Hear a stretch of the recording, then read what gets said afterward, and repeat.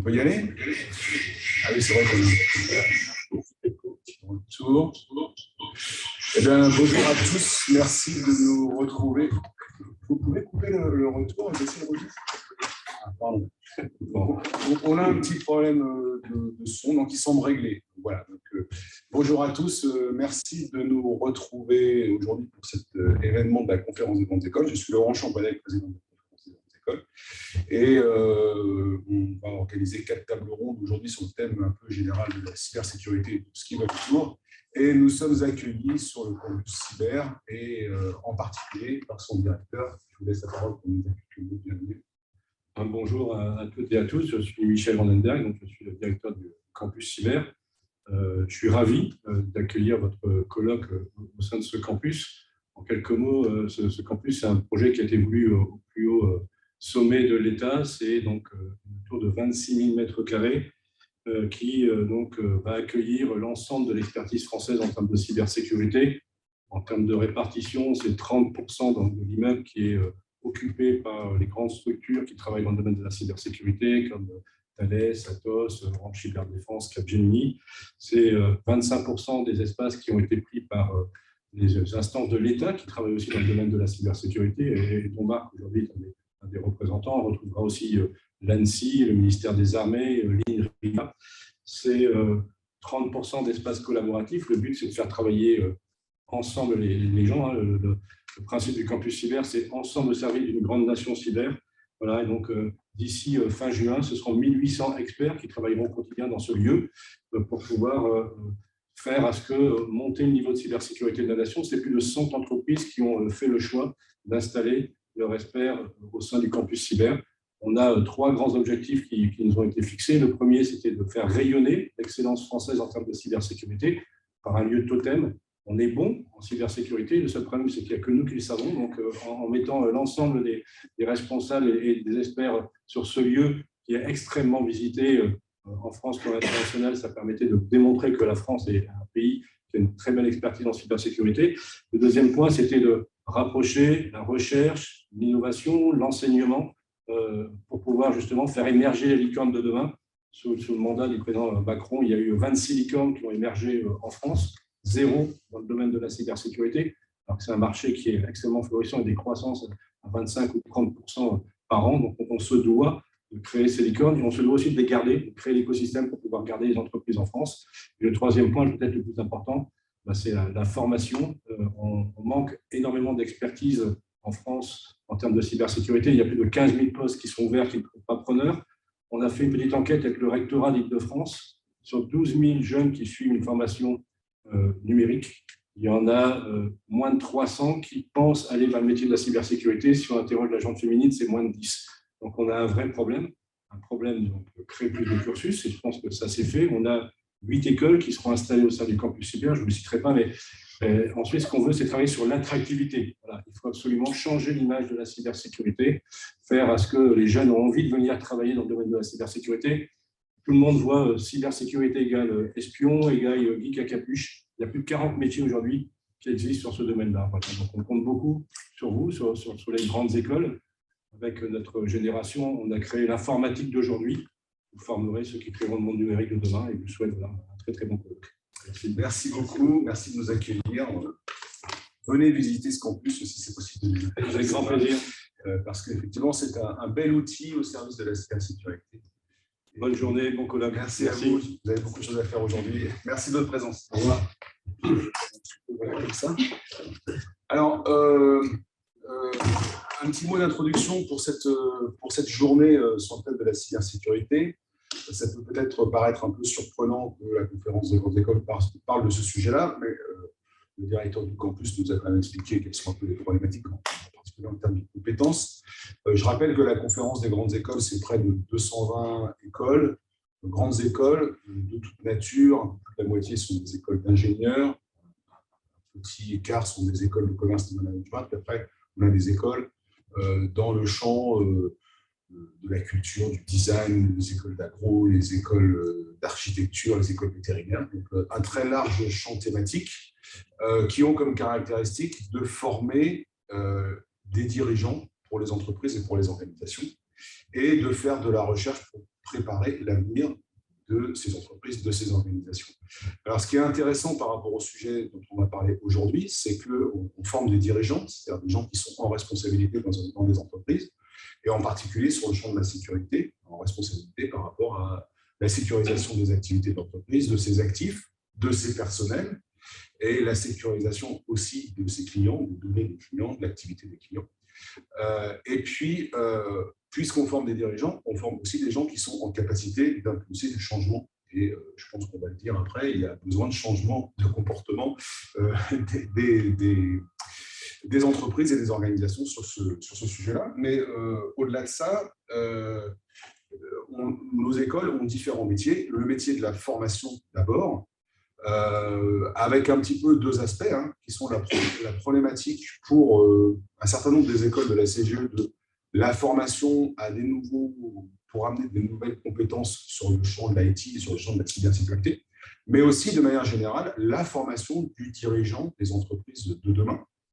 Et par le biais de la formation tout au long de la vie, la formation des dirigeants actuels qui, pour un grand nombre, sont des alumni de nos écoles. Donc, il faut aussi que les écoles soient en capacité de former ces gens-là tout le long de leur carrière.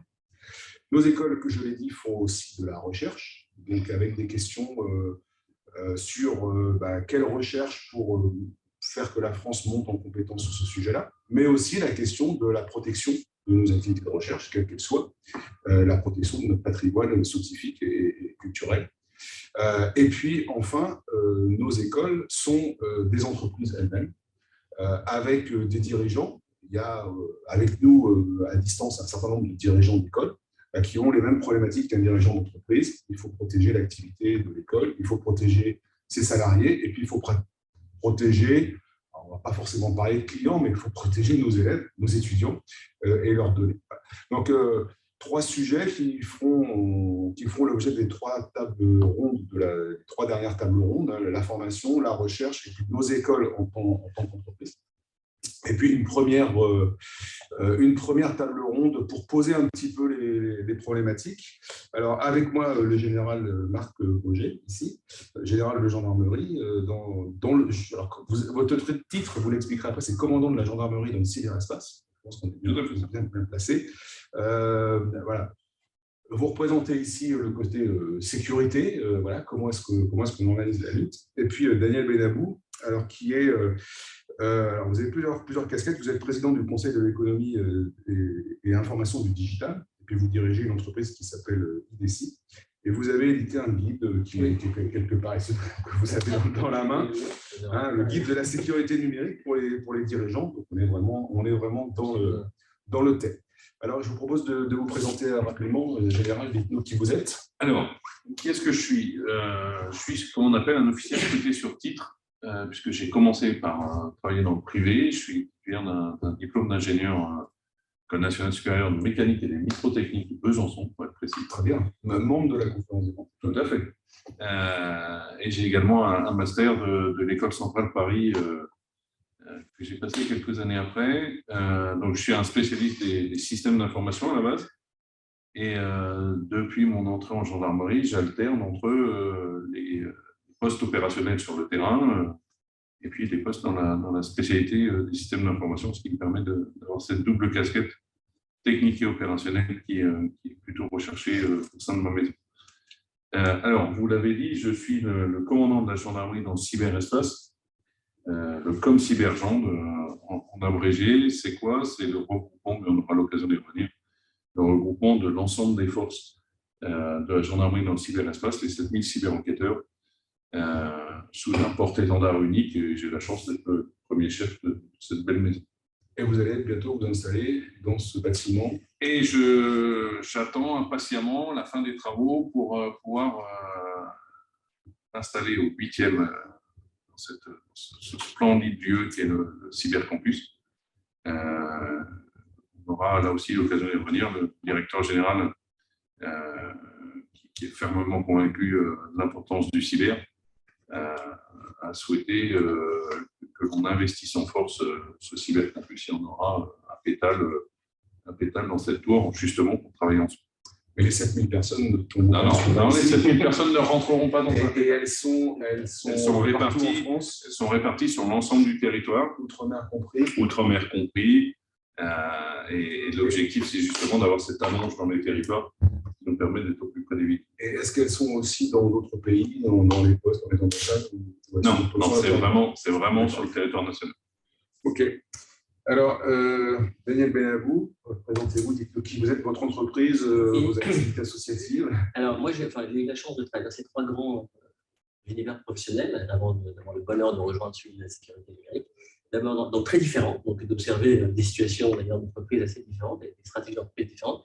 D'abord, les médias avec le groupe étudiant, donc je conserve un attachement très particulier à la formation. J'ai été directeur général délégué du groupe étudiant, donc à l'édition également.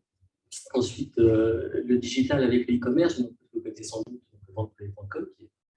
Et j'ai rencontré au comité de direction au board de vente privée mon actuel cofondateur de Idexi, donc une société française de cybersécurité, qui s'est d'ailleurs intéressée dans sa toute première jeunesse à la protection des données des boîtes mail des dirigeants. Donc on était à un poste d'observation assez intéressant parce que on voyait déjà il y a une dizaine d'années que cette question, alors ça qui commençait à naître un peu plus fortement, tombait déjà un peu des mains des dirigeants, enfin voilà, pas encore la maturité nécessaire.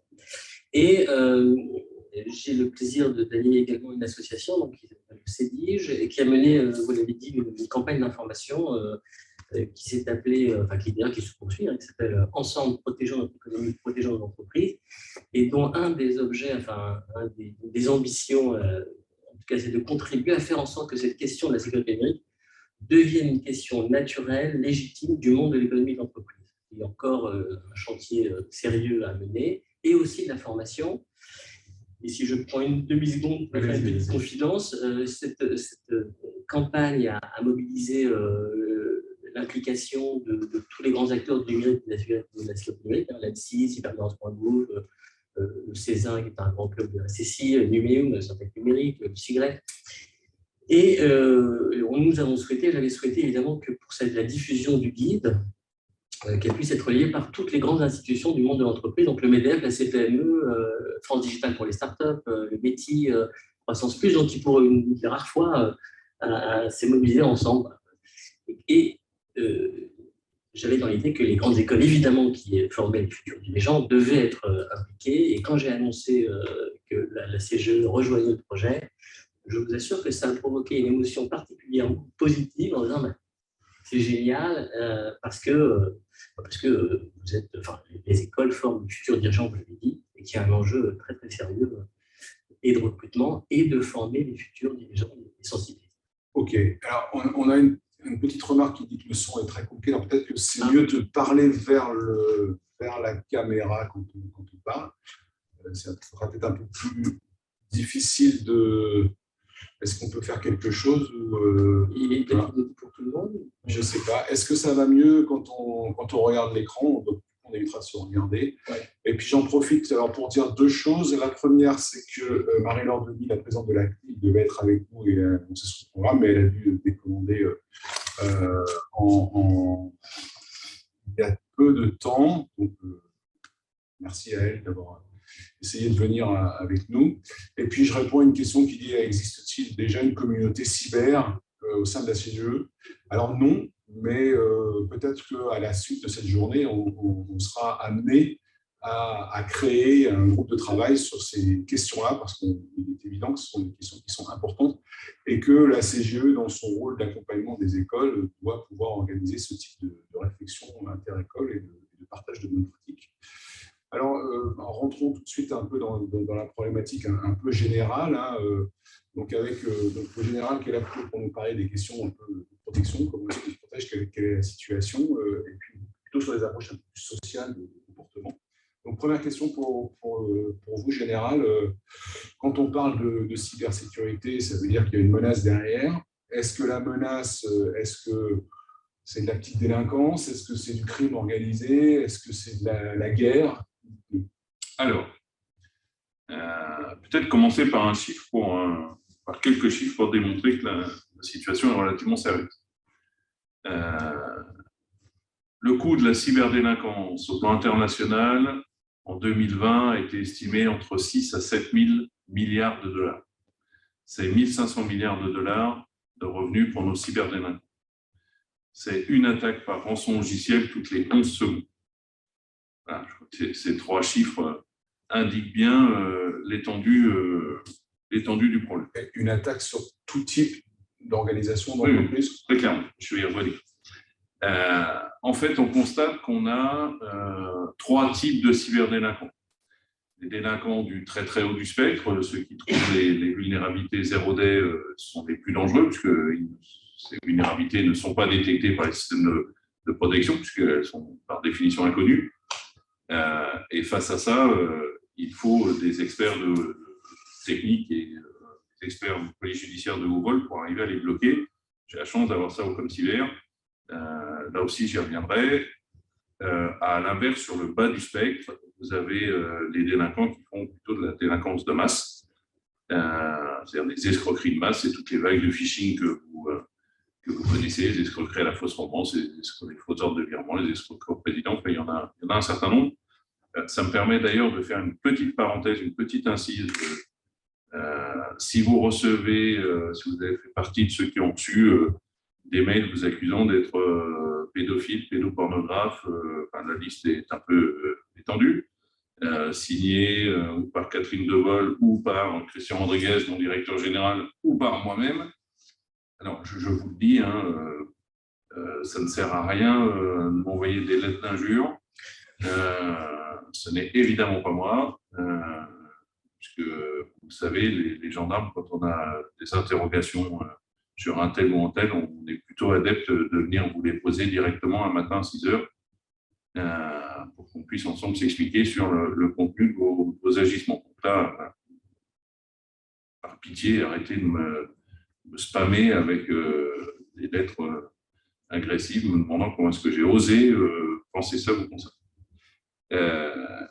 Et donc, cette escroquerie de masse, ça me permet de faire une petite précision. On voit bien que là, la réponse ne peut pas être que judiciaire. Nous sommes sur des escroqueries de faible montant, mais sur un grand nombre de victimes. Et ça, c'est quelque chose que l'autorité judiciaire a du mal à forcément attraper. Il y en a une partie conséquente, soit parce qu'il n'y a pas de dépôt de plainte, soit parce que l'escroquerie n'est pas assez caractérisée, qui n'est pas traité en judiciaire. C'est pour ça que le ComCyber, lorsque Christian Rodriguez, mon directeur général, a souhaité sa création en février 2021, il l'a doté d'un certain nombre de caractéristiques. Il en a fait un grand commandement qui lui est directement rattaché, ce qui me permet d'avoir une position au sein de l'institution qui est intéressante pour arriver à faire bouger les lignes. Et 2, il a décidé de lui confier l'intégralité de la problématique cyber, de la partie prévention jusqu'à la partie investigation. Ça en fait quelque chose de plutôt unique en Europe, pour en avoir maintenant discuté avec l'ensemble de mes homologues européens. Voilà.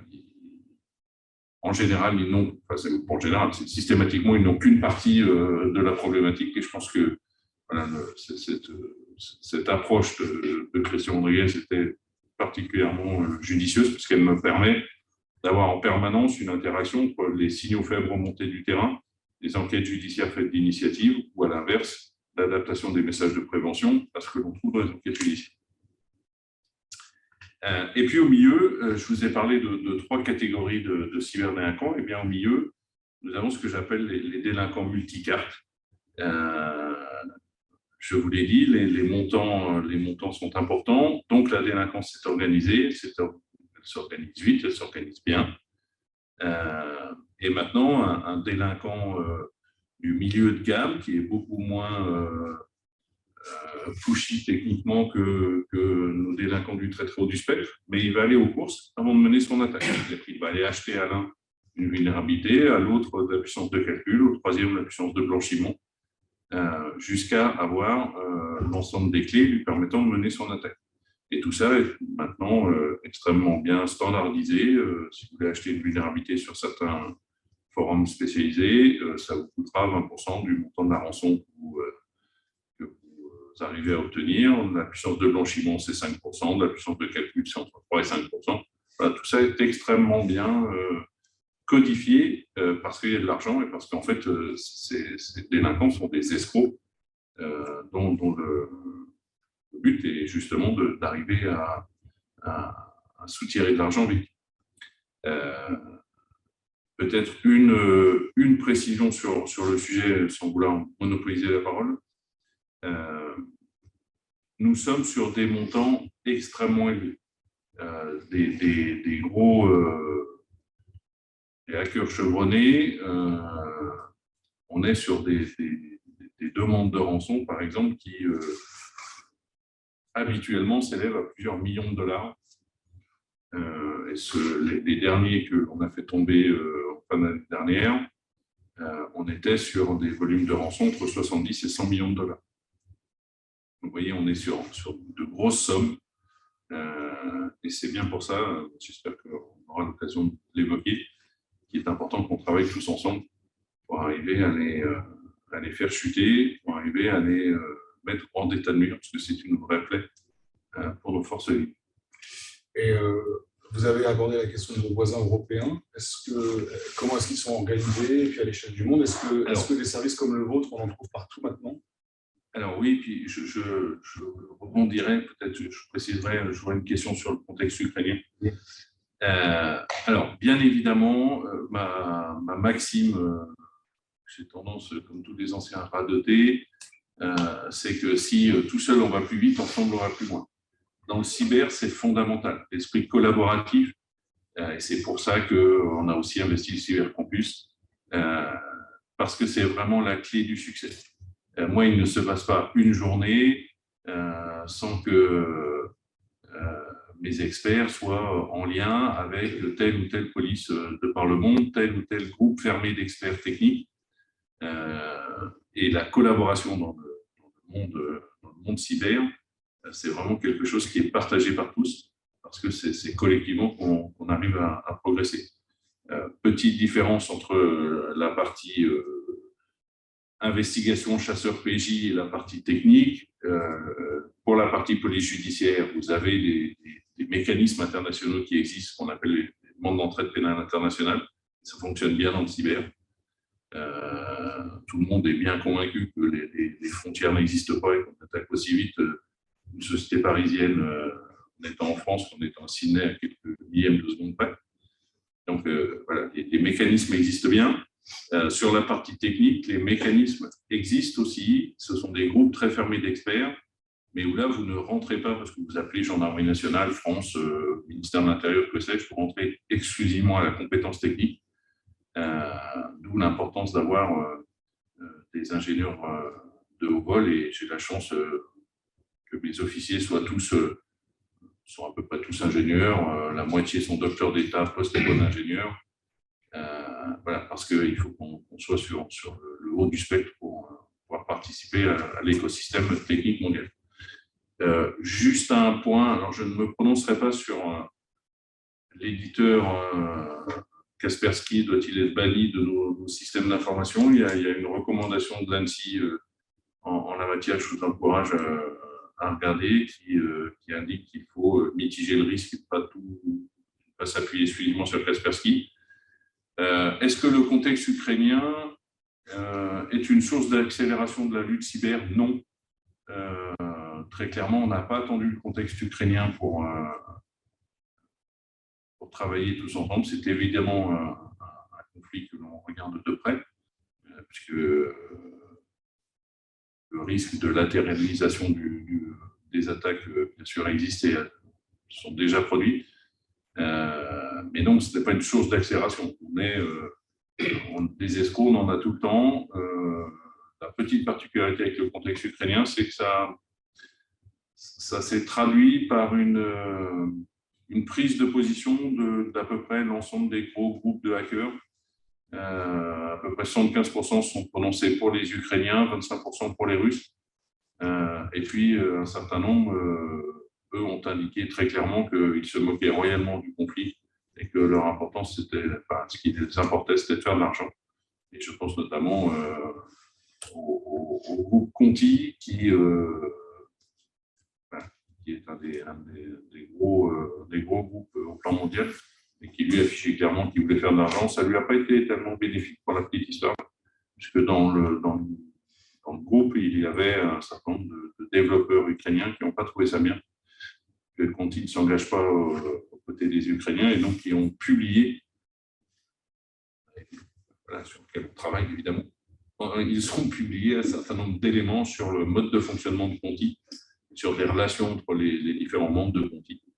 Parce que les gendarmes et leur côté conservateur ont évidemment conservé, sur lequel on est évidemment en train de travailler avec l'ensemble de nos collègues, avec les collègues de la police nationale qui sont aussi sur le jeu, que ce soit la préfecture de police, que ce soit les services de renseignement qui sont extrêmement actifs. On a des services de renseignement qui sont plutôt d'excellentes factures en cyber, que ce soit sur la sécurité intérieure ou sur la sécurité extérieure. Et puis, il y a l'ANSSI qui est la grande prêtresse en matière de sécurité des systèmes d'information qui là aussi donne ses directives et ses grandes orientations. Voilà, quelques mots. Merci. Daniel, alors, vous êtes un observateur de la société, comment elle se comporte. Est-ce que vous pouvez nous faire un état des lieux? Est-ce que les choses progressent? Est-ce qu'on est prêt culturellement à se défendre? Oui, peut-être un demi-mot sur la situation de la menace. Quand on parle d'économie, c'est intéressant de rappeler les propos de James Powell, qui est le patron de la Banque fédérale américaine, donc, qui, il y a quelques mois, donc assez récemment, a encore dit que le risque pour l'économie mondiale qu'il craignait le plus, quasiment le seul, c'était un risque cyber. Donc, quand on sait que depuis Alan Greenspan, le patron emblématique de la Fed, que chaque virgule, chaque mot prononcé par cette institution est millimétré, bon, il faut qu'on prenne cette question-là au sérieux. Peut-être pour compléter ce que disait le général, sur la dynamique de la menace, vous l'avez dit, c'est une véritable industrie qui se professionnalise, c'est-à-dire qu'il y a des fournisseurs, des conseils, des développeurs, enfin, il y a comme une espèce de petite économie parallèle qui grandit.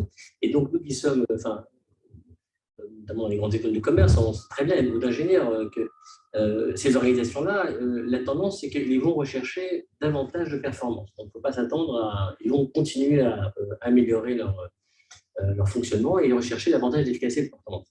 Et malheureusement, la technologie est également au service des méchants. Donc, ça veut dire qu'on est en compétition avec eux en permanence. C'est une des rares industries où on est en compétition, où il y a entre guillemets, des gentils qui sont en compétition avec les méchants.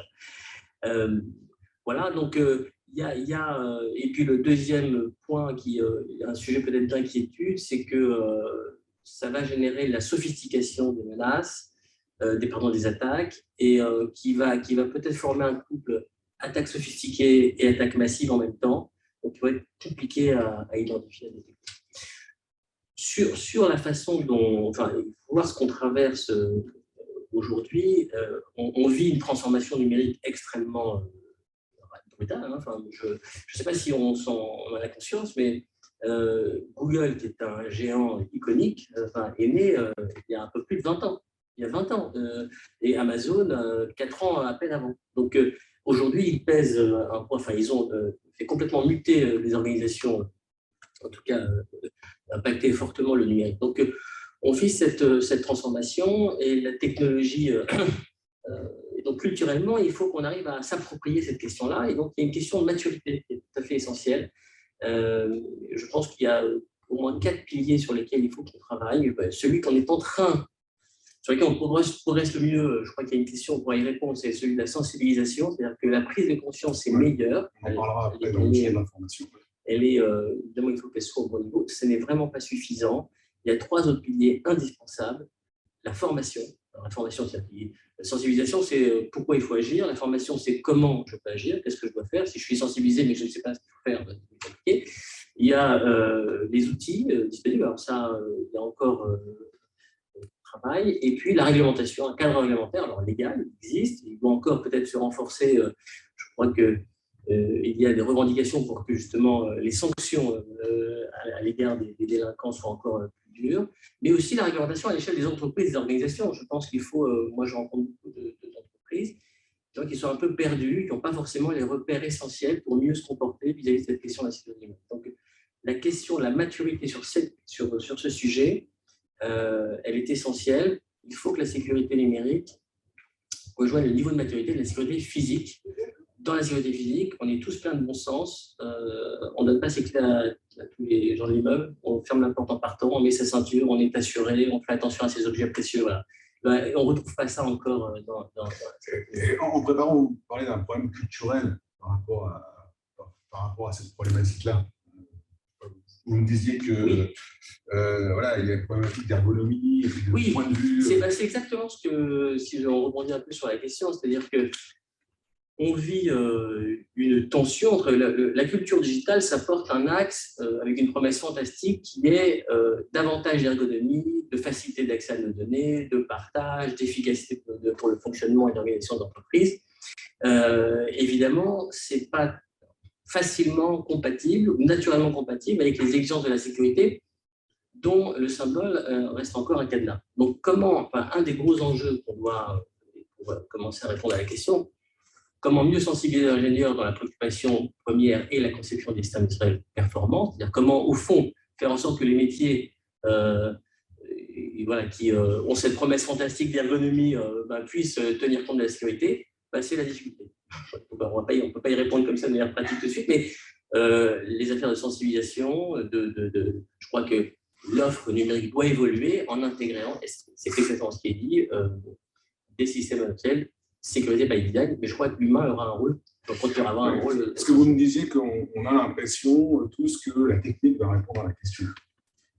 Culturellement encore, on pense toujours à un problème informatique, il y a une réponse informatique. Et donc, en fait, les problèmes informatiques s'autogèrent. Et justement, un des sujets sur lesquels nous avons travaillé avec le CEDIGE, c'est de justement déshabiller la sécurité numérique de sa dimension purement technique. Et donc, en fait, et d'en faire un sujet stratégique. Faire de la sécurité numérique, c'est faire des arbitrages pour un dirigeant, c'est savoir qu'est-ce qu'il faut protéger, dans quel sens, comment on priorise les actions. Et c'est aider les collaborateurs qui sont investis de cette question-là à mieux choisir, parce qu'en fait, c'est le management qui commande, alors pardon dessous, le business, donc il doit voir comment l'arbitrage est plus pertinent. Ok, alors passons à la question de la formation pour introduire notre deuxième table ronde. En séparant deux questions, la formation des spécialistes et puis après la formation des dirigeants. Alors, en général, vous avez parlé un petit peu de vos experts et de leur formation. Qu'est-ce que vous constatez, vous? Alors déjà, est-ce que vous trouvez facilement des experts? Et qu'est-ce que vous constatez quand vous êtes amené à accompagner une entreprise sur les compétences de ces experts? Alors, à la question, est-ce que je trouve facilement des experts? Je serais extrêmement malvenu de répondre oui. On le sait, dans le cyber, le marché RH est particulièrement tendu. Oui, c'est une ressource qui est rare, sur laquelle la gendarmerie, qui évidemment ne peut pas lutter par rapport au privé au niveau salarial, a développé d'autres méthodes pour attirer des talents et pour les fidéliser. Ça passe à la fois par un changement fort dans notre type de recrutement. On recrute désormais 40% de nos officiers à minima avec un profil scientifique. On a ouvert un concours spécifique Sciences Dures pour rentrer comme officier de gendarmerie. On forme nos personnels à tous les niveaux, à la fois une formation cyber pour l'ensemble des gendarmes, des 102 000 gendarmes qui existent sur le territoire, puis avec des formations spécifiques en lien avec des structures de formation pour arriver à le faire monter en compétences et arriver à être à la hauteur des enjeux. Alors, après, à la question, je vais rebondir sur ce qui vient d'être dit. Comment trouvez-vous la prise en compte de nos forces vives? Elle est très faible. Elle est très faible. On le voit, que ce soit les collectivités locales, que ce soit les industriels, qui sont les forces vives de la nation, celles que je protège particulièrement, eh bien, on s'aperçoit que la prise en compte du risque cyber n'est pas toujours extrêmement bien développée. Il y a une grosse enquête qui vient d'être faite par Thales, sans leur faire de pub, voilà, au plan mondial. Et je crois que sur 2700 industriels qu'ils ont interrogés, moins de la moitié ont pris en compte le risque cyber, ce qui est relativement dramatique. À titre anecdotique, la première fois que je suis intervenu dans un panel de 60-80 chefs d'entreprise, j'avais souhaité commencer mon intervention par un sondage avec une première question simple qui était est-ce que ceux parmi vous qui ont pris en compte le risque cyber, vous pouvez lever le bras, s'il vous plaît. Donc, j'avais 3/4 à peu près de l'Assemblée qui avaient levé le bras. Et ensuite, j'aurais dit, sur ceux qui ont le bras levé, est-ce que ceux qui n'ont pris qu'une assurance cyber, est-ce que vous pouvez baisser le bras? Il peut me rester ceux qui avaient vraiment pris en compte le risque cyber. Je ne vous dis pas combien est-ce qu'il en restait, mais une main suffisait à les compter.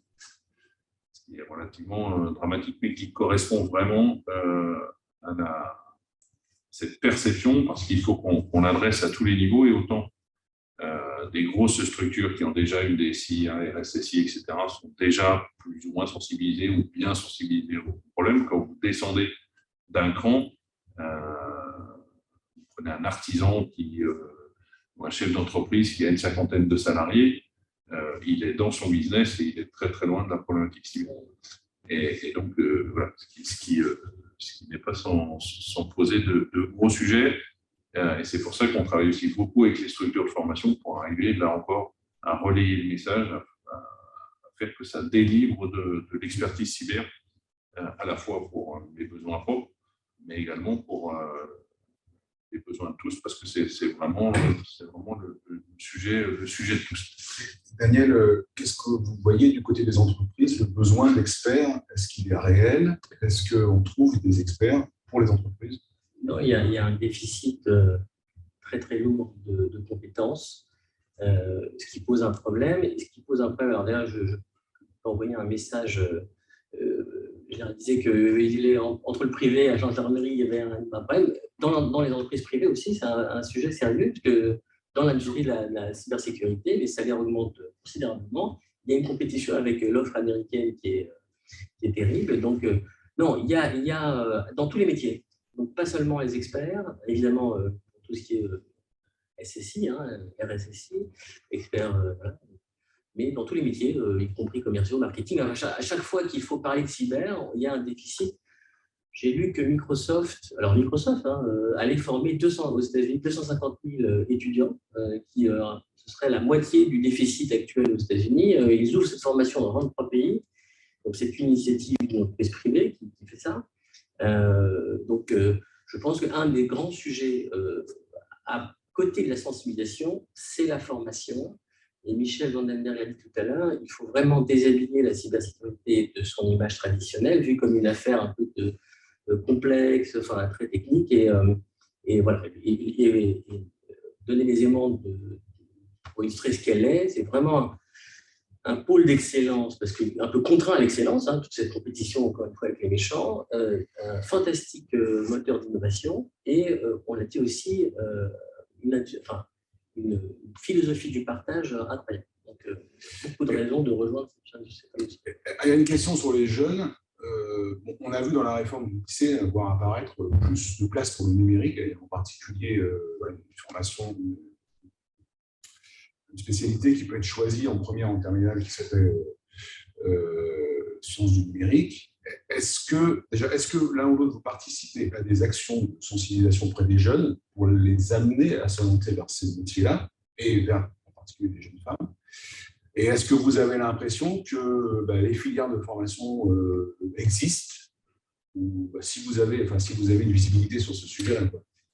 Non, pour la gendarmerie, oui, on participe à un maximum d'actions auprès des jeunes de tout âge, d'ailleurs, parce qu'en fait, le problème est un tout petit peu différent, puisqu'il faut à la fois faire de la prévention au plus jeune âge, sur le CM2, c'est par exemple le permis Internet, où on touche 280 000 élèves chaque année, c'est pour faire de la prévention et les éduquer au risque de l'Internet. Et je travaille en ce moment pour l'upgrader, pardonnez-moi pour l'anglais, pour rajouter ce volet cyber. Et puis pour les jeunes lycéens, cette fois, pour que lycéens et étudiants post-bac pour arriver à les faire rentrer dans ces filières. Je vois un message, une question de quelqu'un sur Sciences Po Rennes. Je pense que c'est effectivement là aussi quelque chose que l'on développe beaucoup, c'est cette approche pluridisciplinaire. Je rejoins complètement monsieur quand il dit que le cyber n'est pas une affaire de geek.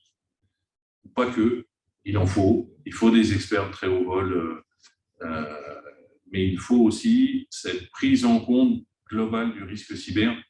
Et nous avons, par exemple, avec l'association des maires de France et partenariat avec Cybermalveillance UFR, pardon, GIP ACIBA, Jérôme Notin, nous avons envoyé un questionnaire qu'on a appelé Immunité cyber aux 30 000 collectivités locales adhérentes de l'AMF, justement pour essayer de leur faire prendre en compte, percevoir ce risque cyber avec 9 questions extrêmement simples, écrites en français, non techniques, et avec deux réponses. Oui, c'est vert, c'est je sais ou je fais, et non, c'est rouge, je ne sais pas ou je ne fais pas. L'objectif, c'est que si à la fin de ces 9 questions, il n'y a que du vert, tout va bien, c'est que l'élu a complètement pris en compte le sujet, et s'il y a du rouge, ça lui répond, contactez la gendarmerie, on va venir vous aider, on va venir vous mettre le pied à l'étrier, de façon vous faire percevoir ce qu'il y a derrière. Mais je pense que voilà, c'est fondamental parce qu'il faut que cette prise en compte de la problématique cyber, c'est bien une prise en compte globale pour des dirigeants qui ne sont pas forcément techniques, ce n'est pas le boulot, on ne leur demande pas de savoir coder ou de savoir trouver des vulnérabilités sur tel ou tel système d'information. Je vous rassure, il en existe largement assez, puisque vous le savez, nous avons encore battu l'année dernière le nombre de vulnérabilités découvertes dans nos systèmes d'information. On est à plus de 50 par jour. Donc, voilà, il y a largement assez de trop. Mais l'objectif, c'est bien cette prise en compte, surtout organisationnelle, surtout dans les états d'esprit, dans l'hygiène numérique qui doit être mise en place.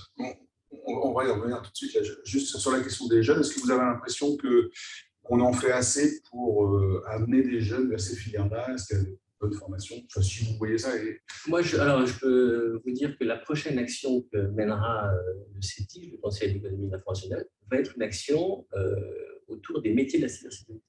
Comme pour valoriser les métiers, donc de produire un document. D'ailleurs, qui ne va pas simplement être un catalogue de formation, mais surtout qui va être un catalogue des métiers, qui va être pour éclairer les différentes options possibles, donner envie d'aller dans ces industries. D'accord. Alors, je passe maintenant à la deuxième problématique de formation des écoles, qui sont notre métier à tous, quelles que soient les écoles, de formation des dirigeants. Alors, il y a eu une question sur les formations d'ingénieurs. C'est vrai que on a tous une formation à la sécurité en entreprise, mais qui est très tournée sécurité des personnes, sécurité des systèmes, tout ce qui tourne autour des problématiques de santé-sécurité au travail. Est-ce que cette question de la cybersécurité, il faut la traiter de la même manière, ou est-ce que c'est quelque chose de spécifique là-bas? Voilà, c'est un petit peu ma question. Comment vous voyez ça sur la formation du dirigeant? Alors, le dirigeant, qu'est-ce qu'il doit savoir faire? C'est ce que j'interviens en COMEX, c'est souvent quelque chose que je dis. En tant que dirigeant, il faut partir du principe que vous serez frappé tôt ou tard par une attaque. Vu le nombre, vu le rythme, tôt ou tard, vous serez frappé dessus. Donc, c'est quelque chose qui s'anticipe. À la fois sur comment je vais gérer la crise, sur les volets techniques, sur le volet communication, sur le volet gestion du personnel, etc. Où sont mes données, comment je les sauvegarde, comment je les sécurise physiquement, comment je segmente mes réseaux. Est-ce que si un pirate qui rentre à un endroit du réseau, est-ce qu'il a accès à tout ou est-ce qu'il est cantonné sur une zone? Comment je sensibilise mes employés, comment j'entretiens cet état d'esprit. Bref, vous voyez que dans ce que je viens d'évoquer, à part une fois où j'ai évoqué le mot technique, tout le reste du temps, ce ne sont que des mesures organisationnelles, que des mesures anticipables. malheureusement, elles ne sont pas anticipées, ou très peu, si bien que lorsque la catastrophe arrive, tous nos dirigeants ont l'impression que c'est le ciel qui leur tombe sur la tête. Et à juste titre, hein, quand vous êtes victime d'un rançon-logiciel que vous retrouvez avec votre système d'information chiffré, sans sauvegarde, sans habitude de monter un PC de crise, sans moyen de communication, si vous avez des téléphones sur IP modernes qui sont raccordés sur votre système d'information, vous n'avez plus de mail et vous avez juste un joli fichier qui vous dit si vous voulez récupérer vos données, bien vouloir passer à la caisse. C'est pour ça, et je m'arrêterai là, que la gendarmerie investit beaucoup sur cette partie sensibilisation de nos forces vives. C'est pour ça que lorsque chef d'entreprise ou une collectivité nous contacte alors qu'elle est en train de subir une attaque, moi je projette des gens près de la victime parce qu'il faut les aider, parce qu'ils sont c'est une situation compliquée à gérer. Et dans ces cas-là, pour la petite histoire, je projette toujours un triptyque des chasseurs PJ qui vont commencer la partie police judiciaire, des experts techniques pour récupérer un certain nombre d'éléments au besoin de les simuler, et des négociateurs du GIGN. Pourquoi ? Parce que mon objectif, c'est d'arriver à faire sortir les délinquants de leur sentier battu pour arriver à récupérer des éléments qui me serviront après pour l'enquête. J'ai deux questions du coup. Est-ce que vous avez l'impression qu'aujourd'hui, vos services sont bien connus des dirigeants ? Est-ce que naturellement, en présence d'une attaque, on va faire appel à vous comme on le ferait pour une attaque physique ? Non, pas encore assez. Alors, ce n'est pas spécifique à la gendarmerie, hein, on constate on estime que pour un dépôt de plainte, il y a à peu près 250 attaques tentées ou réussies. Un chiffre noir particulièrement important, d'où la volonté de la gendarmerie de se structurer pour être plus lisible, encore plus efficace, parce que la situation est sérieuse. Et deuxième question, quelle est la responsabilité du dirigeant ? C'est-à-dire, si à cause d'un défaut de sécurisation de l'entreprise, un salarié se fait voler des données personnelles, ses données RH, ses mails, est-ce qu'il peut se retourner contre juridiquement contre le dirigeant ? Alors, je pense que vous êtes bien trop loin dans le processus. Avant de savoir qui a fait quoi, qui est responsable de quoi, qui peut se retourner contre qui, très clairement, lorsque ça arrive, le dirigeant il se retrouve avec une situation où il n'a plus d'outils de travail, sa société est arrêtée, il n'a plus aucun moyen d'action. Il a à gérer la communication en interne. Qu'est-ce que je dis à mes employés ? Qu'est-ce que j'en fais ? Je les renvoie tous, je les mets au chômage partiel. Qu'est-ce que je fais ? Il a géré ses partenaires qui n'ayant plus de réponse seulement de ce qui se passe et viennent et comment est-ce que je gère cette irréputation. Et surtout, il a un outil à remettre en ordre de marche. Et c'est ça son vrai sujet. Après, je n'ai jamais un dirigeant qui, lorsque ça lui arrive, se dit « Ah, mais je vais me retourner, c'est à cause d'un tel machin. » Non, attendez, moi, j'ai plus rien qui marche. J'ai plus de téléphone, j'ai plus de mail, j'ai plus de système d'information, j'ai plus de comptabilité, j'ai plus de relation avec mes fournisseurs, je ne sais plus gérer mon outil de production. C'est ça son problème. Et si jamais il ne le résout pas, pour un certain nombre de boîtes, c'est un risque sérieux de fermer, de mettre la clé sur la porte. Daniel, dans votre guide, qu'est-ce que vous conseillez en termes de formation des dirigeants pour nos écoles ? Bon, d'abord, je conseille de lire le guide. Déjà, la première chose. Mais pas seulement celui-ci. Où est-ce qu'on peut le trouver ? On peut le trouver sans doute sur le site de la Conférence des grandes écoles, sur le site du CEDIGE. Vous tapez l'essentiel de la sécurité numérique pour les dirigeants et les dirigeantes et il est disponible sur le site du MEDEF, de la CPFE, de l'ANSSI. L'ANSSI a fait aussi.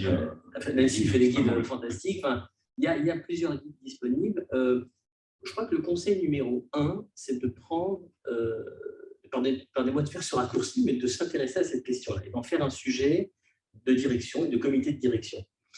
Et pas d'en faire un sujet quand on a le temps et d'en faire un sujet récurrent.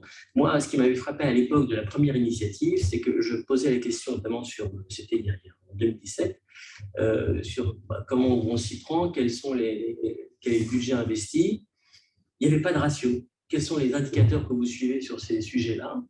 Moi, j'ai toujours été, dans mon parcours professionnel, le meilleur ami des DSI et des patrons de la sécurité parce que j'avais cet attachement à la sécurité des jeux. Et en fait, pas d'indicateur, pas de ratio, pas de repère. Et en général, quand il n'y a pas d'indicateur, on ne sait pas très bien si on est dans le vrai ou pas. Quand il n'y a pas d'indicateur sur l'investissement des budgets, c'est toujours trop cher.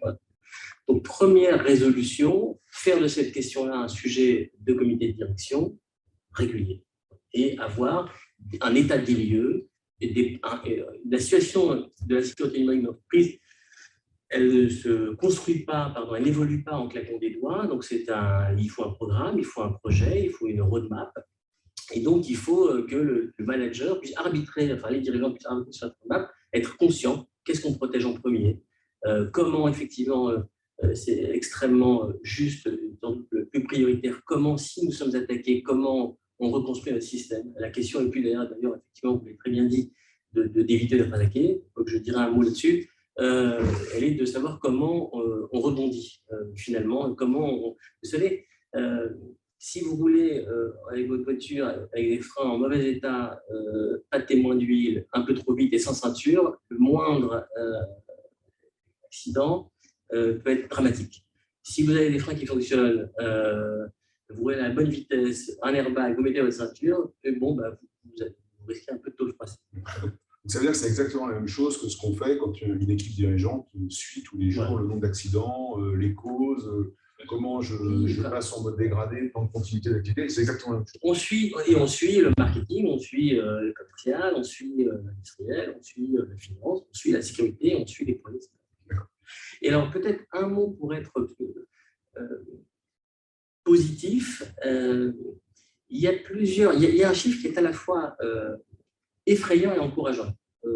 Plusieurs études se rejoignent pour dire que plus de la moitié des incidents qui ont un impact lourd ont pour origine une erreur humaine, une négligence, un mot de passe faible, une gestion des droits chaotique, ou pas vraiment des choses qui sont assez... Alors c'est effrayant, pourquoi? Parce que compte tenu de la situation, c'est assez fou qu'on en soit encore là. Et c'est encourageant parce qu'on a ici un levier pour améliorer significativement la situation des entreprises, pour muscler la défense de manière accessible, à moindre coût. Il faut, en fait, ce qui n'est pas pardonnable, c'est d'être une victime facile. Il y a une vraie différence entre est-ce qu'on est préparé ou pas. Si on est préparé, on s'en sort beaucoup mieux que si on n'est pas. Et donc, on en reparlera tout à l'heure en parlant des écoles en tant qu'entreprise. Donc, on va clore ici la question de la formation qui sera reprise dans la table ronde d'après, qui est animée par notre ami Joël Courtois.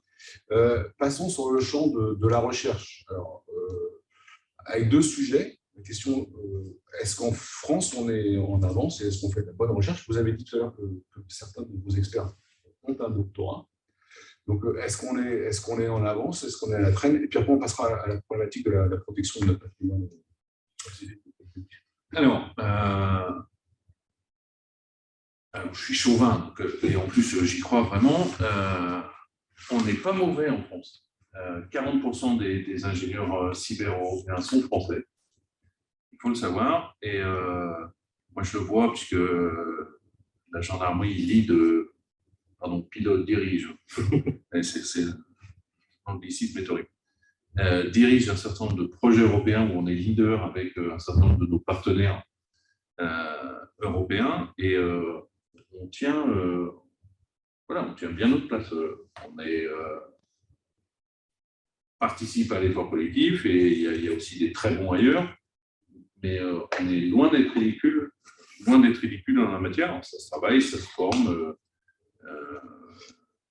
Ça s'entretient, mais on est plutôt, honnêtement, plutôt pas mauvais et reconnu comme tel. Vous savez, pour que des grosses agences de l'autre côté de l'Atlantique, quand elles viennent taper à la porte des gendarmes en disant ça vous savez faire, ça nous intéresse, est-ce qu'on peut travailler ensemble? C'est pas pour mes beaux yeux. mais très clairement parce que voilà, il y a un vrai niveau d'expertise. Donc, non, on n'est pas bon. C'est une bonne chose que vous dites, parce qu'on sait très bien que monter en compétence en termes de recherche, c'est quelque chose qui prend du temps. Quand on est à la traîne, on est à la traîne pour longtemps. Là, ça veut dire qu'en France, on a des ressources intéressantes. Le monde universitaire, le monde de la recherche a des ressources extrêmement intéressantes. Et je ne vais pas faire plus pour les uns ou pour les autres, mais il y a des structures qui sont de très, très bonnes. C'est important aussi, vous confirmez aussi que c'est important d'avoir des experts qui sont allés jusqu'au niveau de doctorat. Alors, c'est fondamental. Monsieur l'a dit, c'est une course permanente. Moi, je vais chercher des vulnérabilités ou je vais chercher des moyens de déchiffrer tel type de messagerie, de casser tel type de protocole. Et en face, nos cyberdélinquants vont s'appuyer sur des codes privés, des développeurs ou des développeurs privés. Et le but, ça va être de monter d'un cran pour que je ne puisse plus avoir accès à leurs données. Et de mon côté, je cherche à monter d'un cran pour à nouveau avoir accès à leurs données. Donc, c'est une course permanente. Donc, d'avoir des experts de haut niveau, c'est fondamental. Et si on veut exister au plan international, au plan technique, il n'y a qu'avec ça qu'on existe. Quand vous rentrez dans ces groupes fermés d'experts, qui ressemblent très peu à des gendarmes, on est plutôt sur le mode jean, t-shirt, cheveux en bataille. Mais voilà, vous rentrez voilà, parce que vous avez, par cooptation technique, parce que vous avez un vrai niveau technique. Sur la recherche, peut-être un mot aussi, je suis chauvin, et je pense qu'on est très très bon en France, et on a des dispositifs d'aide à l'innovation excellents, multiformes d'ailleurs. Alors, ce qui peut-être nous manque un peu en France, c'est on sait très bien innover, financer l'innovation. On sait un peu moins bien aider, si je prends ma casquette entreprise, parfois les entreprises et les ingénieurs à mettre leurs produits sur le marché. C'est un petit appel. Il y a des dispositifs vraiment extrêmement bien construits avec les pôles de compétitivité, avec l'ensemble de la BPI, beaucoup de dispositifs très efficaces qui poussent la recherche et l'innovation française, qui en font d'ailleurs sans doute, pardonnez-moi l'expression, on nous pique nos ingénieurs, aux États-Unis. Il faut peut-être aussi qu'on pense aussi sur la dimension entrepreneuriale, entreprise, à aider. Donc ça veut dire, parce qu'effectivement, on a souvent un peu du mal, nous, dirigeants d'école, d'entraîner nos jeunes diplômés pour faire de la recherche et faire le doctorat. Donc là, c'est un message un peu important à pouvoir leur transmettre, de dire que c'est fondamental d'être au plus haut niveau pour pouvoir être en avance sur ce sujet. Oui, et tous les partenariats, et gendarmerie, on a un certain nombre avec les structures universitaires de haut niveau. On est vraiment là-dessus. C'est dans le cyber, la part de recherche et développement de très très haut niveau, c'est fondamental. Si vous ne faites pas ça, vous n'y arrivez pas. Et donc, sur le champ de l'innovation, est-ce que vous avez l'impression que la problématique étant, est-ce que ces résultats de la recherche, est-ce qu'on peut les transférer dans des entreprises, des grosses ou des petites entreprises plus agiles? Qu'est-ce que vous voyez sur le champ de ces entreprises spécialisées sur les questions cyber? C'est extrêmement dynamique, c'est-à-dire que justement, une des difficultés auxquelles font face les RSSI ou les patrons de la sécurité numérique français, en général, c'est que l'offre de produits cyber, elle est pléthorique. Maintenant, quel est l'arbitrage qu'on fait? Donc il y a beaucoup d'innovation, il y a un besoin. C'est encore un marché qui se construit. Il faut encourager l'innovation parce qu'on a besoin de couvrir des territoires. Et encore une fois, la difficulté qu'on rencontre, c'est que la technologie, elle rencontre en termes d'innovation, quand je parlais d'ergonomie tout à l'heure, une croissance toujours exponentielle, avec une courbe exponentielle. Donc, il faut que, d'un point de vue sécurité numérique, nous, on suive, on puisse adapter à la courbe de la promesse de faire toujours plus vite, plus facile, plus efficace. Alors justement, on a parlé un peu des grands groupes. Est-ce que les petites entreprises, qui sont, je pense, tout autant visées que les autres, elles n'ont pas forcément la possibilité d'avoir un RSSI, d'avoir une structure interne? Est-ce qu'il y a des entreprises en nombre suffisant pour les accompagner dans cette sécurisation de leurs activités? En tout cas, elles devraient être plus nombreuses à faire appel aux entreprises disponibles. Il y a cybermalveillance.gouv. Cybermalveillance.fr a toute une série d'entreprises de confiance labellisées. D'accord. Donc, il y a des labels. Ça se développe justement pour venir en appui de ces structures. L'ANSSI en a. Enfin, voilà, il y a un écosystème qui est très riche. Je veux juste revenir sur ce que vous disiez sur l'importance de la recherche. Je crois que ce bâtiment dans lequel nous sommes, c'est une chose qui est extrêmement importante parce que c'est là où on regroupe, Michel Vandenberg l'a dit tout à l'heure, on a la recherche, on a la formation, on a les acteurs publics, les acteurs privés, les petits, les gros, tout ça réuni en mode coworking. Et je pense que c'est vraiment le bon modèle. C'est bien en travaillant tous ensemble, en agrégeant tous ensemble nos compétences, qu'on fait ce que fait la gendarmerie également à l'international, en agrégeant des compétences, en montant des task force à plein de noms anglais, tous aussi horribles les uns que les autres. Mais c'est bien en travaillant tous ensemble que l'on arrive à faire émerger des pépites, que l'on arrive à progresser techniquement et à lutter contre ces cyberdélinquants. Et vous, dans votre métier de lutte, est-ce que ça vous arrive de vous associer à des jeunes entreprises innovantes? Oui, à peu près tous les jours. Super. Ouais, donc ça veut dire qu'il y a aussi il y a un marché aussi pour nos jeunes diplômés qui aspirent à créer une entreprise. Ah oui, bien sûr. D'accord. Alors après, il y a le code des marchés publics. Non, mais bien sûr, mais ça c'est une question. Ça s'applique, mais oui. Il y a un besoin fort en termes d'accompagnement de l'innovation. Parce que c'est aussi un des rôles des grandes écoles, d'accompagner l'innovation, à la fois dans le transfert de leur activité de recherche, mais aussi dans la formation de leurs élèves à créer des entreprises. Alors, je passe maintenant sur la question de la protection de nos activités de recherche. Sauf que une des caractéristiques des écoles de la CGE, c'est qu'elles font de la recherche. C'est l'un des critères d'entrée à la CGE.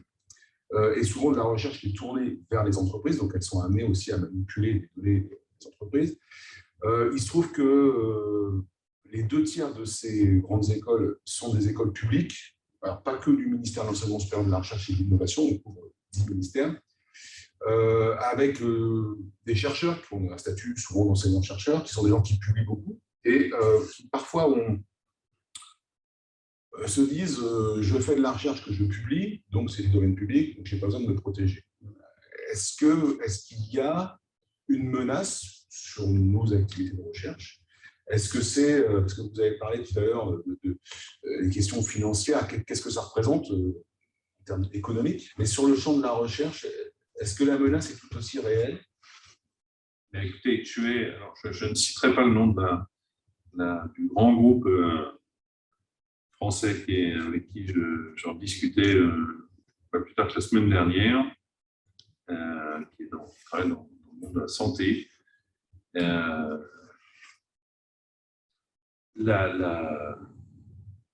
La protection de la recherche, la protection de nos pépites, chez lui, c'est sa priorité numéro 1. Et il ne se passe pas de semaines ou mois sans qu'il détecte une tentative d'attaque pour essayer de lui prendre tel ou tel secret industriel. Évidemment, c'est encore une fois notre pépite quand vous êtes dans une société industrielle,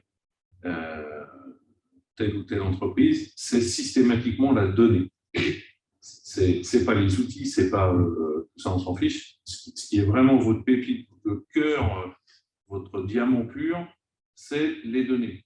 Dans le monde de la recherche, je ne comprends pas pourquoi ça serait autre chose que les données de recherche. C'est la matérialisation de l'intelligence de nos chercheurs, etc. Et bien évidemment, c'est quelque chose à protéger comme le lait sur le feu. Là-dessus, peut-être un point de repère qui est très basique, mais qui permet un peu de se poser sur où est-ce qu'on en est sur la cyber. Normalement, en termes de budget, on estime que le budget alloué au cyber doit représenter entre 10 et 15% du budget total IT. j'encourage tous nos auditeurs à regarder leurs données financières. Et si vous n'êtes pas dans cette fourchette, vous êtes plutôt à 2 ou 3%, je pense que vous devez prendre en compte ce risque au plus haut niveau pour monter dans cette fourchette. Du côté des entreprises, vous avez l'impression qu'elles ont cette conscience du fait que leur activité de R&D, les données de leur recherche propre sont des données qui sont sensibles et qu'elles cherchent à les protéger? Alors, malheureusement, jamais assez. Je pense que ça fait partie des actifs prioritaires à protéger. Elles le font. J'en connais, évidemment. C'est capital. C'est le coffre-fort. Enfin, j'évoquais un peu, moi j'aime bien faire des comparaisons avec ce qu'on maîtrise bien dans la vie quotidienne. C'est les bijoux précieux. Voilà. Donc, on est vraiment inconscient si on n'est pas attaché à protéger parce qu'on va mettre en place des procédures d'accès plus complexes. Donc, voilà. Je relis, hein, il y a des choses assez, alors je ne vais pas dire simple, parce que rien n'est jamais simple, ça demande toujours un petit effort, mais accessible. Et avec un bénéfice, un rapport investissement-contrainte, bénéfice extrêmement élevé. Donc c'est ça qu'il faut s'approprier aujourd'hui. Donc oui, procédure d'accès, procédure de sauvegarde. J'ai plus le nom d'entreprise, mais c'était assez public. Une entreprise s'était fait voler ses plans d'un appareil industriel. Et là, il est complètement perdu. Il a fallu qu'il rachète l'appareil, qu'il les démonte, qu'il redessine les plans. Enfin voilà, ça a mis un temps fou. Enfin, donc des anecdotes comme ça, il y en a plein. Et il y a des dispositifs à mettre en place qui peuvent permettre quand même de limiter. Et sur cette question de la recherche, est-ce que, bon, là on a parlé de la cybercriminalité, mais est-ce que ça fait l'objet d'une guerre entre États? Est-ce qu'on peut aussi avoir quelque chose qui soit piloté par des États eux-mêmes? Non. Oui, nous avons évidemment des menaces étatiques. Alors, en France, ce sont des services de renseignement qui sont spécifiquement sur ce créneau, avec l'ANSSI. Et oui, nous avons des menaces étatiques qui, en volume, représentent peu de choses par rapport à la masse énorme de faits de délinquance que moi je constate, mais qui sont évidemment soit des visées de déstabilisation de l'État, soit des visées d'espionnage économique. Il y a des affaires célèbres où les industriels français ont vu leur système attaqué dans telle ou telle phase cruciale d'une passation d'un gros contrat international. Donc oui, on a évidemment des menaces étatiques. Ok, donc, la troisième table ronde de cette matinée sera pilotée par François Delachry, le directeur général de Télécom Sud Paris, qui est le président de la commission recherche de la CGE, et donc, abordera tous ces sujets-là. Et donc, je voudrais passer un peu au troisième sujet, qui sont nos écoles en tant qu'entreprise. Comment est-ce qu'elles doivent se comporter, avec la différence que nos clients sont plutôt nos étudiants.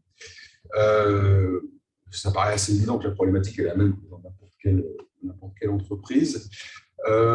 Je m'adressais à Daniel. Vous me disiez qu'on pouvait assez facilement avoir un gain important en termes de sécurité. Ouais. Est-ce que vous pouvez détailler? Non, on l'a déjà un peu évoqué, mais d'abord, protéger ce qui est essentiel à l'activité de l'entreprise ou de l'organisation.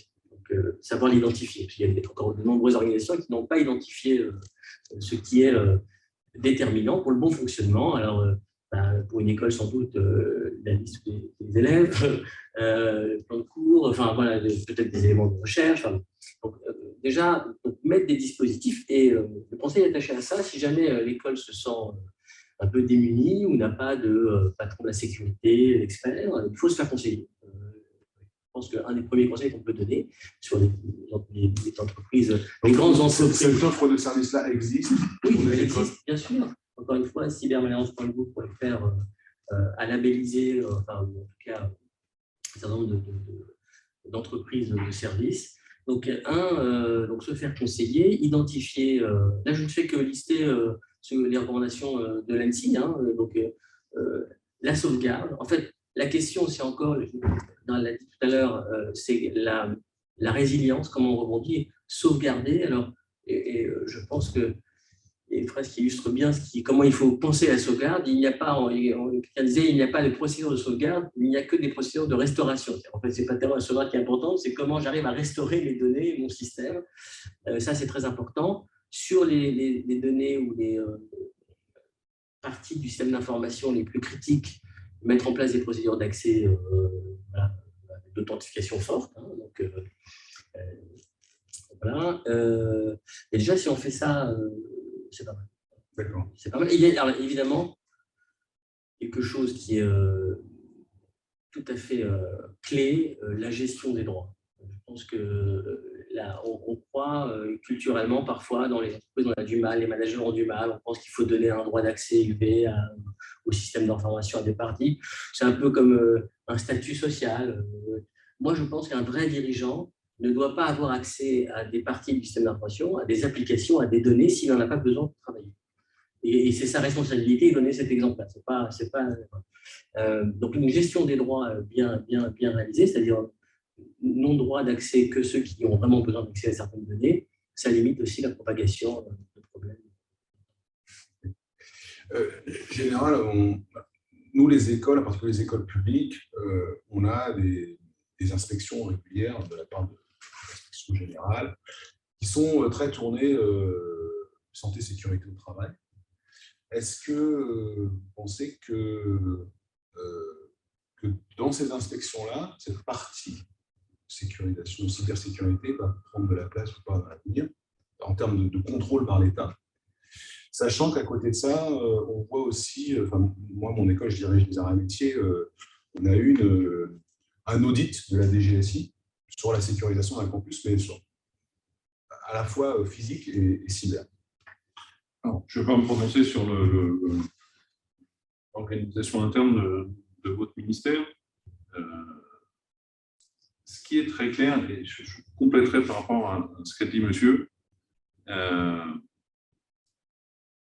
ne pas prendre actuellement en compte le risque cyber, on l'a vu, c'est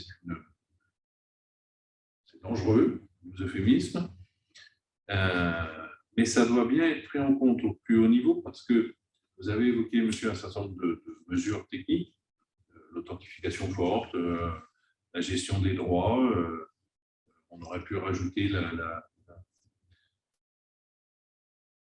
l'isolation de différents blocs systèmes d'information suivant le périmètre visé.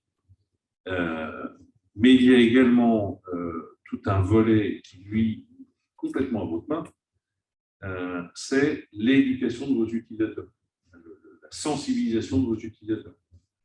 Les informaticiens sont coutumes de dire que le problème est en général entre la chaise et le clavier, mais on le voit bien.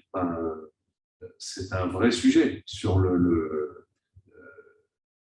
il faut que nos auditeurs s'interrogent sur très bien, est-ce que je fais des campagnes de tests de phishing régulièrement?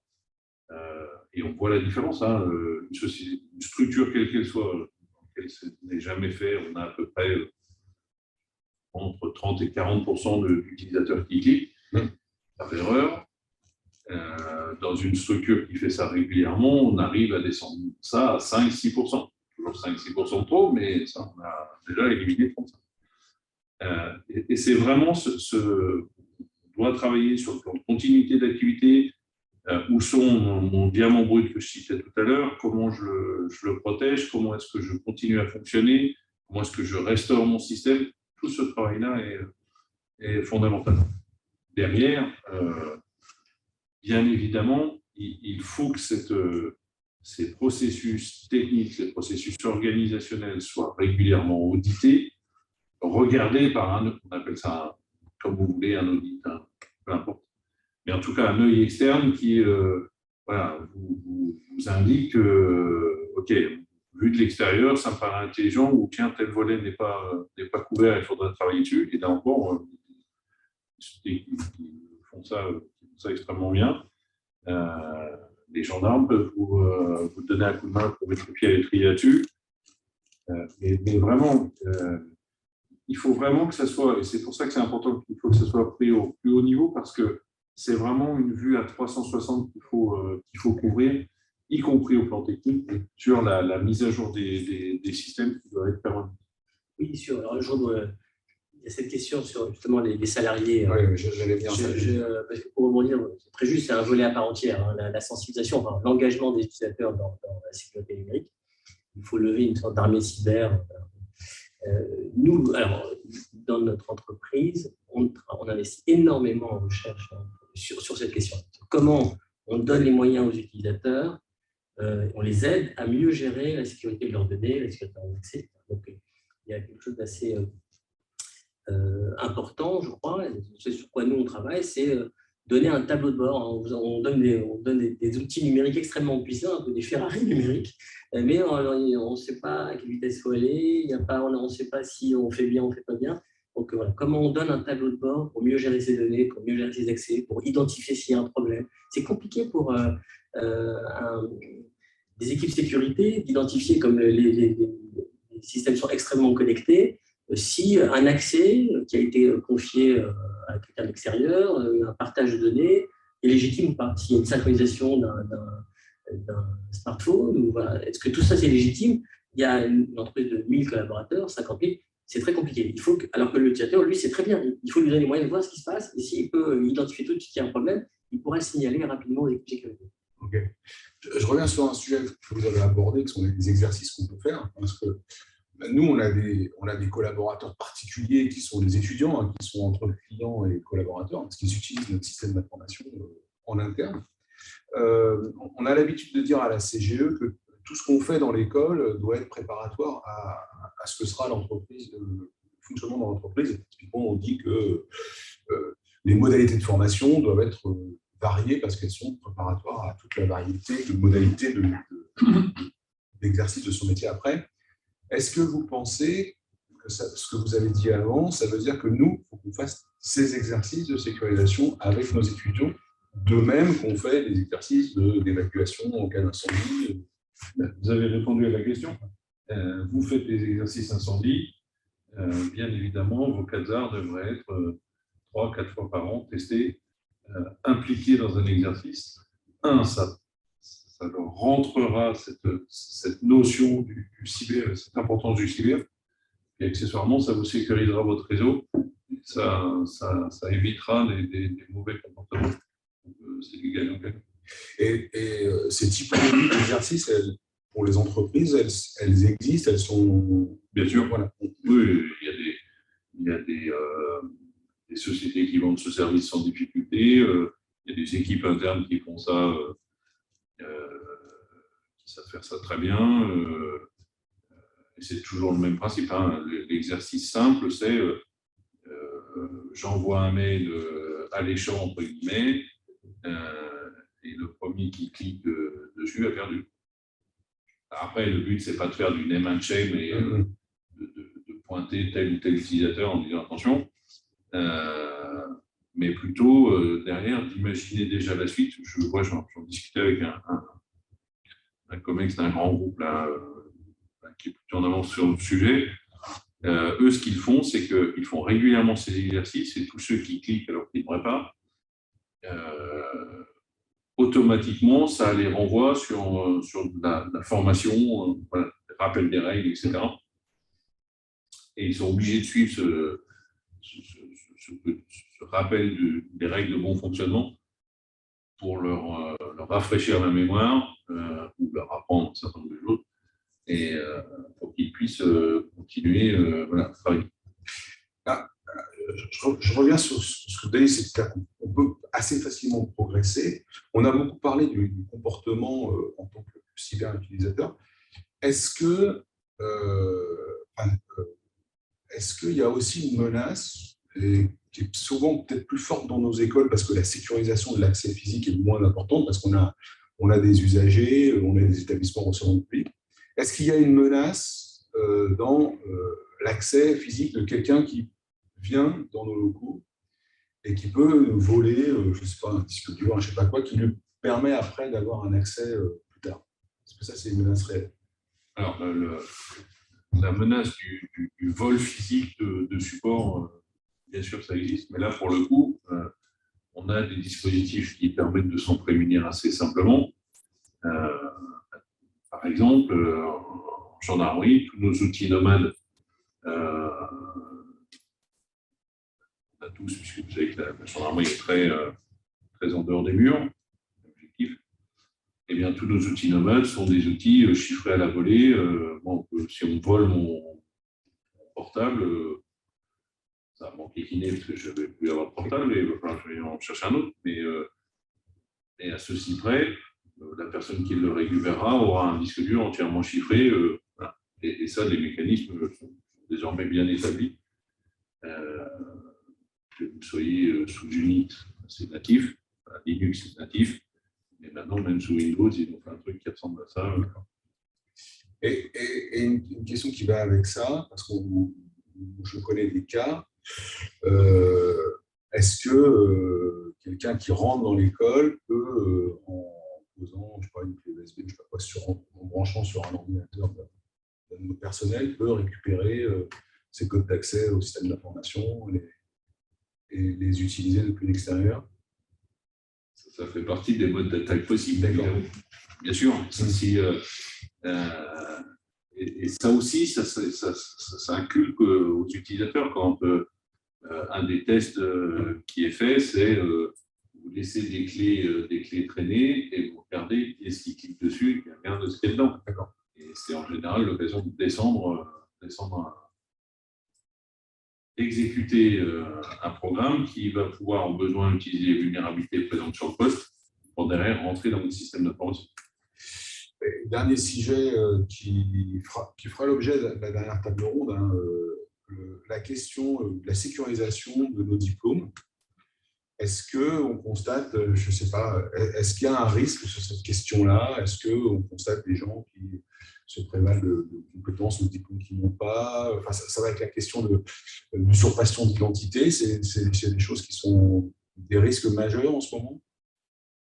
Alors, pas à ma connaissance, parce que pour moi, c'est le risque qui existe depuis très longtemps. On n'a pas attendu le cyber et la problématique du cyber pour avoir des ingénieurs qui usurpaient tel ou tel titre.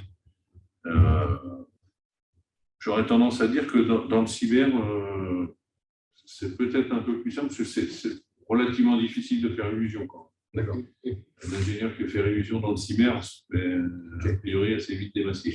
Et parce qu'on sait, enfin, nous, en tant qu'école, on passe beaucoup de temps et d'énergie et d'argent à la sécurisation de nos diplômes et à répondre à des questions d'entreprise que nous. C'est une problématique dans les entreprises, ça, savoir qui on recrute. En général, Alors, moi, je n'ai jamais été confronté à la triche sur les diplômes. Je crois savoir que parfois, sur un réseau social professionnel bien connu, LinkedIn, les gens s'inventent un parcours. La prise de référence en général, la validation auprès de l'annuaire de l'établissement permet quand même d'éviter de se faire. Ok, alors peut-être qu'on peut répondre à quelques questions. Oui, effectivement. Il y a une question là de Madame Crinon pour la sensibilisation des étudiants à la cybersécurité. N'hésitez pas à recourir au gaming. Je vous confirme, c'est un domaine dans lequel la gendarmerie investit. On est en train de s'organiser pour investir le monde des gamers. Ça marche très très bien parce que c'est mieux effectivement qu'une présentation en amphi faite par un vieux scribouillard comme moi. C'est quelque chose qui marche très très bien. Il y a des initiatives extrêmement intéressantes à mettre. D'un point de vue général, effectivement, c'est très bien vu. Adapter les messages et la façon de transmettre les messages à la population à laquelle on s'adresse, c'est vraiment efficace. Il y a une question, la même personne, Mme Crinon, qui est quand même l'école à minima de Comex font des exercices cyber aujourd'hui. Voilà, alors non, mais il y a effectivement, alors, il existe, je pense qu'on est beaucoup à l'avoir fait, des exercices de gestion de crise, qui sont souvent liés à soit des accidents, soit à des intrusions, des choses comme ça, des prises d'otages dans l'établissement. Donc, il y a des exercices qui sont faits, en particulier par l'État, qui sont pilotés parce que c'est un truc où on donne le numéro de téléphone de tout le monde, puis d'un seul coup, on est prévenu d'un incident, on a la presse qui nous appelle, enfin, on est harcelé, quoi. Mais je ne sais pas, est-ce que vous connaissez des exercices de ce type-là dans le champ du cyber? Alors, ou est-ce que vous en faites pour des COMEX d'entreprise qui pourraient s'appliquer à vos écoles, en fait? Alors, non. Alors, ça existe pour l'État, pour les structures de l'État. Hein. On a l'exercice Pyranet là, qu'on vient de faire cette année, déjà en interne, les structures étatiques multiministères, etc., arriver à gérer correctement une crise. Est-ce qu'il y a des exercices tout faits qui sont applicables aux écoles? À mon avis, non, parce que c'est quand même que ça soit bien en phase avec la structure. Maintenant, là encore, les gendarmes sur le terrain sont à même de travailler avec vous pour vous aider à les monter. Vous avez peut-être une chance dans les écoles, c'est que vous avez de la ressource pour jouer l'écosystème extérieur. Donc, le problème de ces exercices, vous l'avez dit vous-même, pour que ça soit vivant et actif, il faut que vous ayez des inputs extérieurs pour stresser un peu la structure, parce que si vous êtes tout seul dans votre bureau, tranquillement, c'est moins drôle. Et là, pour le coup, voilà, vous avez des étudiants qui peuvent jouer ce rôle. J'aurais une question là, qui est dans le secteur public, le gouvernement, et en particulier l'ANSSI, exerce-t-il un contrôle précis de la déclinaison opérationnelle de la PPSI applicable aux établissements du CNRS? Alors, je ne sais pas si vous voyez de quoi on parle. Je ne sais pas. Il faut voir ça avec l'ANSSI. Okay. Oui. Et là, il y a une question, là, parce qu'on en a abordé un petit peu là, le niveau de rémunération et les conditions de recherche en France confrontées à la concurrence US notamment, sont-ils compatibles? Effectivement, c'est le problème des salaires. Ben écoutez, j'aurais tendance, moi, à être plutôt optimiste.